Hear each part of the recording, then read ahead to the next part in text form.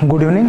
देखिए, हम लोग का अभी एक पेपर होने वाला है लेखपाल का, और उसी लेखपाल के सिलेबस में जो आपका 100 क्वेश्चन वाला सिलेबस है, उसमें 25 क्वेश्चन का एक भाग है, 25 क्वेश्चन का एक भाग है जिसमें आपका क्या आने वाला है, ग्रामीण परिवेश या ग्रामीण विकास। तो ग्रामीण परिवेश या ग्राम विकास से रिलेटेड प्रश्न आपका 25 क्वेश्चन, भारांश उसका 25 क्वेश्चन का है, ठीक है। उसी 25 क्वेश्चन के आधार पर हम लोग ये वीडियो शूट कर रहे हैं, ठीक। तो आइए देखते हैं यहाँ से, सबसे पहले ऊपर शुरू करते हैं। ग्रामीण परिवेश लिखा हुआ है ना, ग्रामीण परिवेश यानी कि रूरल एनवायरनमेंट, ठीक है। ग्रामीण शब्द को नीचे परिभाषित किया जाएगा, लेकिन परिवेश का मतलब देखिए लिखा हुआ है एनवायरनमेंट, वातावरण, ठीक है, परिमंडल। जैसे जिस तरह से हम लोग पर्यावरण पढ़ते हैं पर्यावरण की क्लास में कि हम अपने चारों तरफ जिन चीज़ों से घिरे हैं वही चीज़ क्या है, पर्यावरण है। तो वैसे ही अपने ग्रामीण क्षेत्र में हम जिन चीज़ों से घिरे हुए हैं, अर्थात हमारा परिवेश, हमारा वातावरण, हमारा परिमंडल, कौन सा परिमंडल, सामाजिक, समाज में जिन चीज़ों से घिरे हुए हैं। देखिए, इस सामाजिक परिवेश में हम लोग ये भी कह सकते हैं सांस्कृतिक परिवेश, जिसमें आपका धार्मिक संरचना, रहन सहन, उठना बैठना, खान पान, ठीक है, ये सब समाहित हो जाएगा, शिक्षा दीक्षा। आर्थिक परिवेश में सबको पता है कि सीधे सीधे ये आपके आय व्यय से संबंधित होता है ना, आपके जीवन यापन से संबंधित होता है आर्थिक परिवेश। उसी तरह से पर्यावरणीय परिवेश में ये एक नया एस्पेक्ट है ग्रामीण क्षेत्र के संदर्भ में, गांव के संबंध में नया परिवेश। इसलिए इसको बढ़ावा दिया जा रहा है क्योंकि इस समय पर्यावरणीय संकट केवल राष्ट्रीय स्तर तक नहीं, अंतर्राष्ट्रीय स्तर तक बना हुआ है।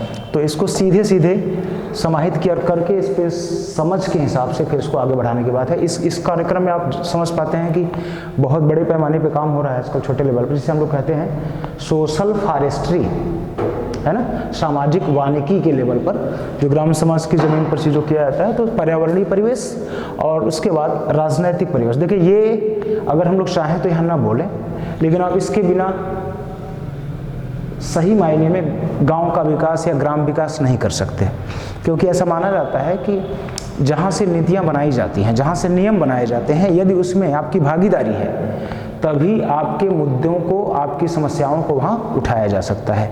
तो आप सामान्यतया जानते हैं कि 2011 की जनगणना के अनुसार लगभग 69% लोग, हमारे देश की कुल जनसंख्या के लगभग 69% लोग ग्रामीण जनसंख्या के रूप में है, गांव में रहते हैं। और गांव का अगर प्रतिनिधित्व हमारे संसद में या विधानमंडलों में नहीं होगा, सरकार में भागीदारी नहीं होगी, तो गांव के मुद्दे को ठीक से कौन उठा पाएगा। शहरों में और एसी में रहने वाले लोग तो शायद ही उठा पाए। तो जिस भी क्षेत्र का, जिस भी समुदाय का विकास करना होता है, आप अक्सर उनके बारे में सुनते हैं कि उनके प्रतिनिधित्व को बढ़ाया जाए। जब उनका प्रतिनिधित्व बढ़ता है तो उनके मुद्दे अपने आप उठने शुरू हो जाते हैं और उनके हिसाब से फिर नीतियां बनती हैं, और नीतियां निश्चित रूप से बनेंगी तो सही तरीके से कार्यान्वयन होने के बाद विकास हो ही जाएगा या होना लाजमी है। तो ये आपका परिवेश है। अब इसी से संबंधित जैसे हम लोग आगे लिखे हैं ग्रामीण विकास या ग्राम विकास, रूरल डेवलपमेंट या विलेज डेवलपमेंट, है ना। तो इसके अंतर्गत हम लोग दो शब्दों को देख रहे हैं, एक शब्द आपका गांव है और दूसरा है विकास। तो ग्राम और विकास, तो एक एक को अगर हम लोग समझ लें फिर दोनों को कंबाइन करके उसको भी देख लिया जाएगा। तो सबसे पहले यहाँ पर देखिए, मैंने शुरू में बता दिया है कि इसकी आवश्यकता क्यों है। इसकी आवश्यकता इसीलिए है क्योंकि हाल ही में एक एग्ज़ाम होने वाला है और इसके पहले भी हुआ है, उसमें ही पूछा गया है। तो हाल के एग्ज़ाम में 100 नंबर में या 100 क्वेश्चन में इसका 25 क्वेश्चन का वेटेज है और 25 क्वेश्चन का सीधा वेटेज यहाँ काम करेगा। इसके अलावा भी आप सिविल सर्विसेज देते हो या कोई भी वनडे एग्ज़ाम देते हो तो जीएस के साथ साथ सिविल सर्विसेज में जाएंगे तो ऐसे निबंध में, और साथ ही साथ ज्योग्राफी और इकोनॉमी के मेंस वाले जीएस के पेपर में, ऑब्जेक्टिव में तो रहना ही है, उसमें भी ये काम कर सकता है किसी न किसी लेवल पर। तो इसको ओवरऑल हम लोग अपने इस वाले 25 नंबर वाले सिलेबस का जो पहला टॉपिक है ग्राम विकास के नाम से, उसी को यहाँ डिफाइन करने की कोशिश की जा रही है। उसको जो हम लोग डिफाइन कर लेंगे तो शेष जो भी टॉपिक है इससे संबंधित वो इसी में इंक्लूड है, इसी को फिर बढ़ाना होगा जैसे जैसे हम लोग इसको बढ़ाते जाएंगे वैसे वैसे ये चीज़ें अपने आप, इसका सिलेबस अपने आप खत्म होता चला जाएगा। तो सबसे पहले हम लोग देखते हैं ग्राम विकास में दो शब्द है, एक शब्द है ग्राम और एक शब्द है विकास। ग्राम को देखें और फिर विकास को देखें, तो ग्राम को देख लेंगे, विकास को अलग से देख लेंगे, दोनों को कंबाइन कर देंगे तो उसकी ग्राम विकास की परिभाषा बन जाएगी या उसको हम लोग समझ जाएंगे। तो देखिए ग्राम क्या है। सामान्य शब्दों में कहें तो गाँव एक ऐसा क्षेत्र है जिसे हम लोग देखते हैं सामान्य एक छवि सी बनी हुई है कि एक पिछड़ा क्षेत्र जहाँ झोपड़ी मिल जाएगी, जहाँ खेती किसानी करते हुए लोग मिल जाएंगे, सामान्यतः ऐसा मिल जाएगा। अगर आपसे गांव की परिभाषा किसी से पूछी जाए तो ऐसा ही बता सकते हैं, लेकिन इससे काम नहीं होने वाला है। अगर सही वही उन्हीं चीज़ों को शब्दों में सही ढंग से पिरोया जाए तो हम इसको ऐसे देख सकते हैं कि ऐसा भौगोलिक क्षेत्र जहाँ रहने वाले लोगों की आय या जीवन यापन का मुख्य आधार या स्रोत कृषि या कृषि आधारित क्रियाकलाप हो। देखिए यहाँ पर मैंने लिखा है कृषि या कृषि आधारित। कृषि का मतलब सीधे सीधे होता है फसल उगाना, जिस प्रकार की फसल उगाते हैं, लेकिन कृषि आधारित का मतलब कृषि से संबंधित जैसे पशुपालन आपका हो गया है ना, कुक्कुट पालन, मछली पालन, तमाम तरह के जो इसी आपके प्राइमरी सेक्टर से जुड़े हुए हैं, कृषि से संबंधित है, इसलिए उसको कहा है कृषि आधारित क्रियाकलाप हो ग्रामीण क्षेत्र या ग्राम कहलाता है। ऐसे ही क्षेत्र को क्या कहते हैं? ग्रामीण क्षेत्र कहते हैं। तो ये तो सामान्यतः हम लोग समझ जाएंगे कि ये ग्रामीण क्षेत्र है। इसके बाद एनएसएसओ के अनुसार जिस तरह से हम लोग पढ़ते हैं हमेशा कि नगर किसे कहते हैं, हर जनगणना में उस चीज़ को बताया जाता है। नगर की परिभाषा क्या हम लोग पढ़ते हैं कि ऐसा क्षेत्र जहां जनसंख्या घनत्व 400 व्यक्ति प्रति वर्ग किलोमीटर से अधिक हो, ऐसा क्षेत्र जहां की जनसंख्या 5000 या उससे अधिक हो, मतलब उससे कम नहीं होना चाहिए, ऐसा क्षेत्र जहां पर क्या हो, कार्यशील जो पुरुष जनसंख्या है उसमें 75% से अधिक गैर कृषि कार्य में लगे हों, और या तो ये तीन चीजें होंगी तब वो नगर कहलाएगा, और या तो फिर वहाँ पे नगर पालिका बोर्ड घोषित किया गया हो या सैनिक छावनी जिसे कैंटोनमेंट बोर्ड कहते हैं वो घोषित किया गया हो, तो ऐसे क्षेत्रों को ही हम लोग क्या कहते हैं? नगर कहते हैं। तो अब गाँव की परिभाषा या ग्रामीण क्षेत्र की परिभाषा पूछेंगे तो कह देंगे जस्ट इसका उल्टा, जो नगर नहीं है वो सब क्या है?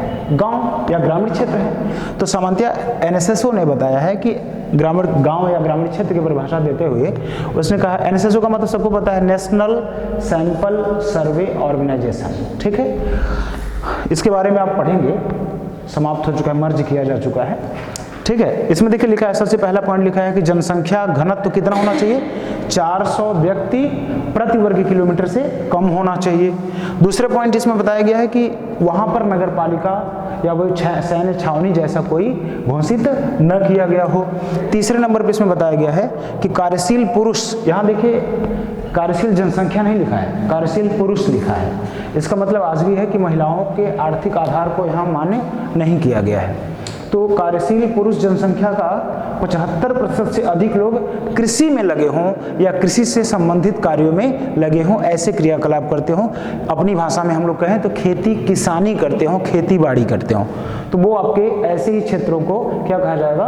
ग्राम या ग्रामीण क्षेत्र कहा जाएगा। ये कहता है आपका एनएसएसओ कहता है।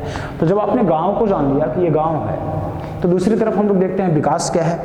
देखिए सामान्यतः इकोनॉमी में हम लोग विकास पढ़ते हैं, और यह विकास की अवधारणा हम लोग जब भी बोलते हैं तो मात्रात्मक के सेंस में लेते हैं, जिसे कि वास्तव में ग्रोथ कहा जाता है, डेवलपमेंट नहीं कहा जाता, समृद्धि कहा जाता है। यहाँ शब्द विकास लिखा है तो हम लोग दोनों को समेट ले रहे हैं। विकास के लिए देखिए मैंने दो शब्दों का प्रयोग किया है, एक मात्रात्मक और एक गुणात्मक। यहाँ मात्रात्मक विकास से तात्पर्य है कि आपकी आय का बढ़ जाना, आपकी संपत्ति का बढ़ जाना, है ना, उससे समृद्धि प्रदर्शित होती है। लेकिन जब गुणात्मक, गुण क्वालिटी चेंज होता है, क्वालिटेटिव, और ये क्या है? क्वांटिटेटिव, क्वांटिटी बढ़ गई है। तो ये क्वालिटेटिव जो डेवलपमेंट है, गुणात्मक विकास है, इसमें जीवन स्तर बदलता है, जीवन स्तर बेहतर होता है, रहन सहन अच्छा होता है ना। उदाहरण के तौर पर आप ऐसे समझिए कि जैसे कि 5 रुपए का पार्ले जी बिस्किट आपने लिया और 10 रुपए का लिया, 2 पैकेट आ गया, तो मात्रा तो बढ़ गई लेकिन क्वालिटी वही की वही रह गई। अब आपको क्वालिटी बढ़ाना है तो आपको क्या करना पड़ेगा? तब आपको करना पड़ेगा कि बिस्किट की क्वालिटी बढ़ानी पड़ेगी, मात्रा तो बढ़ानी ही है। तो जब मात्रा बढ़ाएंगे तो 2 पैकेट की बात होगी, लेकिन जब उस बिस्किट की क्वालिटी बढ़ाएंगे तब किसकी बात होगी? गुणात्मक की बात होगी। बात समझ गए?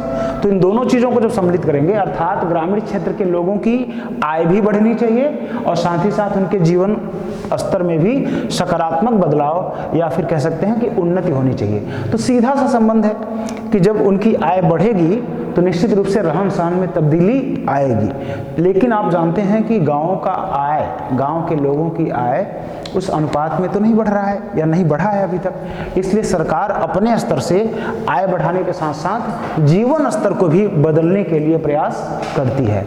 तो देखिए, अगर हम लोग कहें कि ग्राम क्या है तो यहाँ देख लिया, विकास क्या है तो यहाँ देख लिया। अब हमने जब कहा कि मात्रात्मक विकास यानी कि आय में वृद्धि, तो गांव के क्षेत्रों की गतिविधि हमने यहाँ पर देख लिया है कि गांव के क्षेत्रों के लोगों का आय या जीवन यापन के लिए मुख्य आधार क्या है? कृषि या कृषि आधारित है। तो निश्चित रूप से अगर हमको उनके आय को बढ़ाना है, आय में वृद्धि करना है, तो हम उनसे इस तरह से कर सकते हैं, या तो खेती के माध्यम से कर सकते हैं या खेती से भिन्न यानी कृषि आधारित तरीकों से कर सकते हैं। आप जानते हैं कि खेती में लगे हुए लोगों की संख्या निरंतर बढ़ती जा रही है। इसका मतलब कि खेती में कृषि पर दबाव, जनसंख्या का दबाव लगातार बढ़ रहा है। उत्पादन नहीं बढ़ रहा है लेकिन दबाव बढ़ रहा है। परिणाम स्वरूप इकोनॉमी में आप लोग पढ़ते हैं छिपी हुई बेरोजगारी, है ना। तो ऐसे लोगों को, पहली बात तो ये हुआ, और दूसरी बात ये होता है कि खेती या कृषि वर्ष भर लगातार नहीं होता। आपने जब बुआई कर दिया, बुआई के बाद एक समय मिल जाता है, अब उस समय आप खाली बैठे रहेंगे, तो उस समय आपको अगर वैकल्पिक रोजगार दे दिया जाए तो कृषि आय के साथ साथ वैकल्पिक रोजगार से भी आप अपनी आय बढ़ा सकते हैं। इधर आपने गेहूं की फसल बो दी, धान की फसल बोया, अब बोने के बाद रोज तो उसको देखना नहीं पड़ेगा कि आप रोज देखते रहेंगे तभी उगेगा वो, तभी अंकुरित होगा, ऐसा तो है नहीं। तो उस बीच में आप क्या करेंगे? उस बीच में आप यही जो वैकल्पिक रोजगार की बात हम लोग किए हैं उसको देखेंगे कि वो साथ साथ करते रहेंगे। फिर जब खेती में मड़ाई की, घास निकालने की और उर्वरक देने की, सिंचाई करने की होगी, फिर दे देंगे, फिर खाली हो गए, फिर से अपने काम में लग जाएंगे। तो डबल इनकम, मतलब दूसरे तरीके से कृषि के साथ साथ उधर भी लग जाएंगे।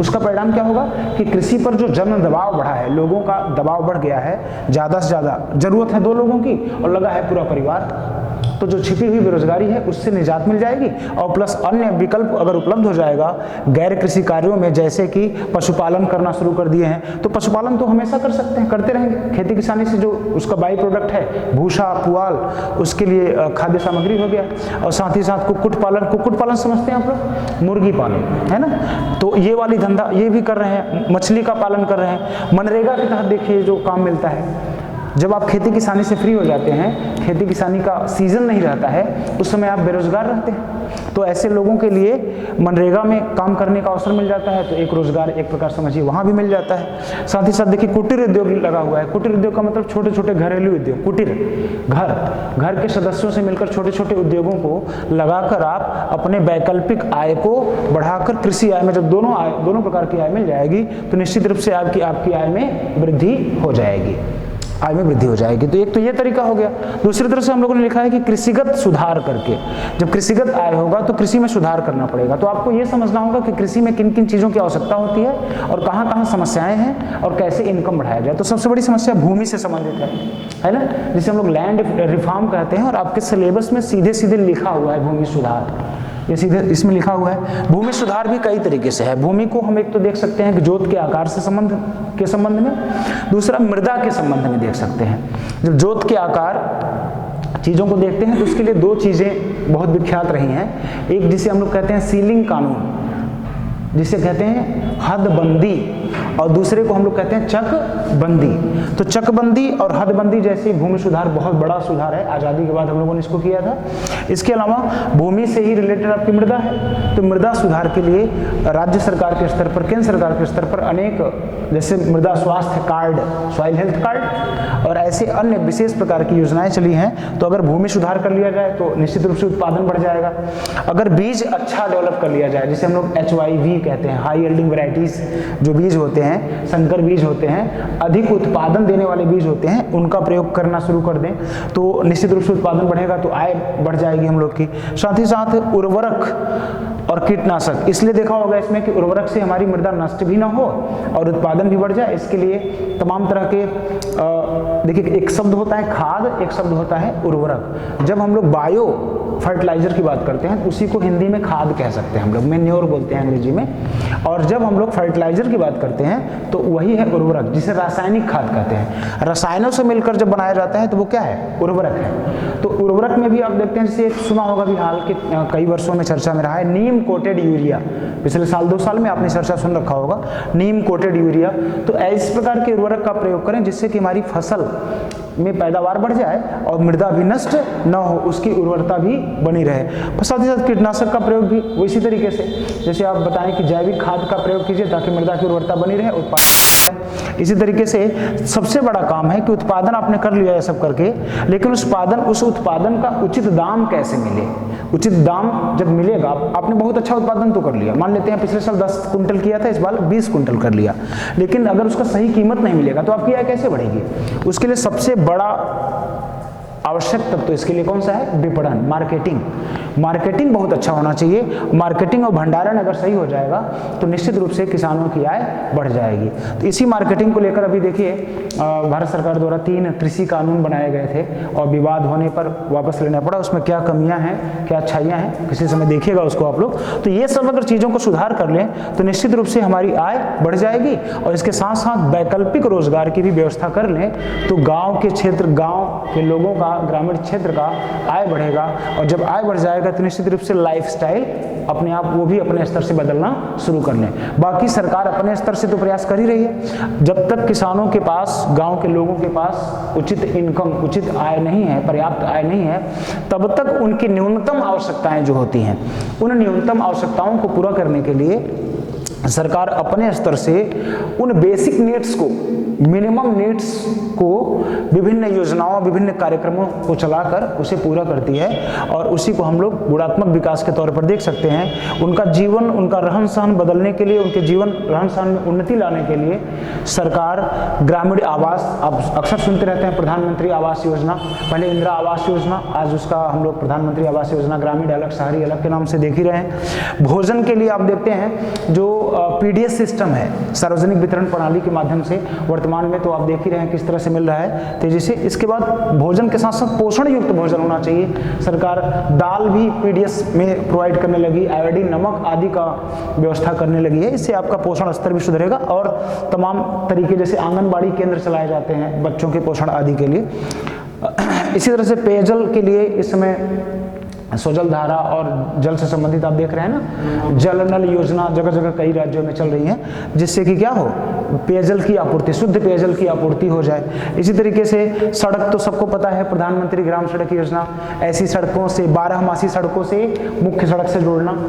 पता लगा बरसात में सड़क जाम हो जाता है, लोग कैसे जिंदगी जीते हैं, तो ऐसी सड़कें बनाई जाएं जो 12 महीने मुख्य सड़क से जुड़ी हों। तो प्रधानमंत्री ग्राम सड़क योजना और ऐसी अन्य ढेर सारी योजनाओं के तहत सड़कें बनाई जाती हैं। विद्युतीकरण की योजना आपने देखा है, पहले राजीव गांधी विद्युतीकरण योजना चलता था, अभी भी आपने देखा है डिस्कॉम के माध्यम से, और ये सब पूरे भारत के सभी गांवों तक बिजली प्रदान करने के लिए केंद्र सरकार और राज्य सरकार के स्तर पर बिजली व्यवस्था की गई है। आपने देखा है कि किसानों के लिए बिजली कम कीमत पर सब्सिडाइज बिजली भी दी जाती है। इसके अलावा स्वास्थ्य के लिए तो सबको पता ही है कि प्रधानमंत्री स्वास्थ्य बीमा योजना, और इसके अलावा भी हमारे यहाँ जिला लेवल पर और वो जो कहते हैं ना कि सामुदायिक स्वास्थ्य केंद्र, प्राथमिक स्वास्थ्य केंद्र, हर लेवल पर स्वास्थ्य की व्यवस्था की गई है। तो और भी इसमें क्या किया जा सकता है और क्या क्या है उसकी व्यवस्था है। शिक्षा व्यवस्था आपके संविधान में ही जोड़ दिया गया है मूल अधिकार के रूप में, और अब हमें प्राथमिक शिक्षा